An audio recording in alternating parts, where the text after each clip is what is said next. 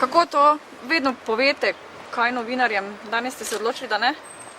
Dajte vprašati, pa vam bom pojasnil, če vas zanima, kaj v zvezi za preiskavo. Zanima, ali se je Glejte, danes smo na molko zahtevo brano? za preiskavo, ki ima seveda en kup netočnosti in po moji oceni že mijejo skoraj na nekaj drugega, pa ne bom rekel kaj.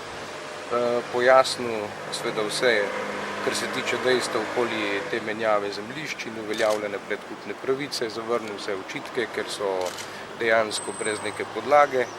In seveda predložili smo tudi dokumentacijo, ki jasno dokazuje seveda, da župan Kle ni storil nobenega kaznivega dejanja in žal je, da mora pač to tudi dokazovati, čeprav seveda bi moralo tožilstvo podkrepiti zahtevo za preiskavo za malo bolj resnimi dokazi, kot jih je v tem primeru.